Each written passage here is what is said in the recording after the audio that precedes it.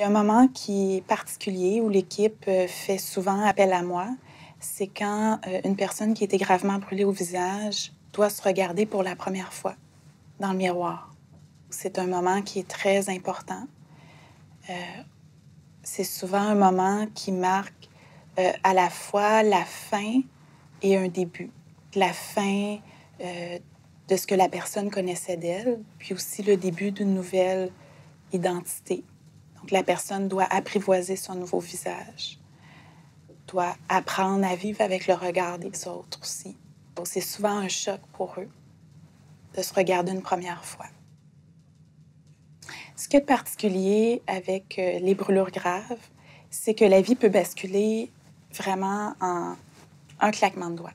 Un père, par exemple, qui prend la décision de traverser un mur de feu pour aller chercher son enfant, et en fait, cette fraction de seconde-là, donc ça peut faire en sorte qu'il va avoir besoin de plusieurs chirurgies, plusieurs greffes de peau. Vraiment, la vie peut complètement changer à partir de cette fraction de seconde-là.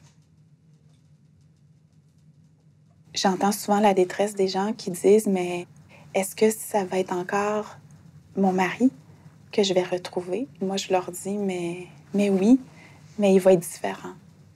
Puis il va avoir besoin de vous. » Donc, d'où l'importance de soutenir les proches, parce que c'est eux, après, qui vont être le meilleur soutien. Quand la personne va retourner à la maison, c'est plus nous qui sommes là, mais ce sont les proches qui restent pour les soutenir pour toute la vie. Les grands brûlés vivent beaucoup de douleur. Donc, c'est une douleur qui est parfois qualifiée là, d'atroce, de même inhumaine.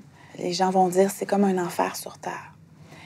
Donc, avec les médicaments, donc on peut arriver à soulager une partie de cette douleur-là.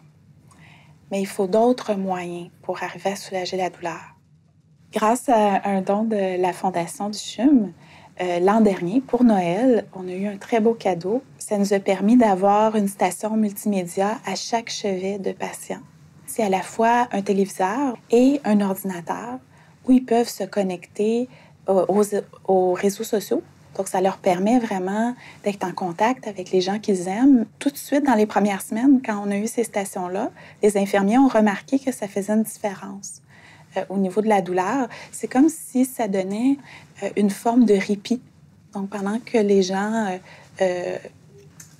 communiquent avec leurs proches, sont moins centrés sur leur douleur. Et ça permet même de moins demander de médicaments antidouleurs. Mon travail consiste à redonner de l'espoir. Donc, il ne peut pas avoir un plus beau travail que ça.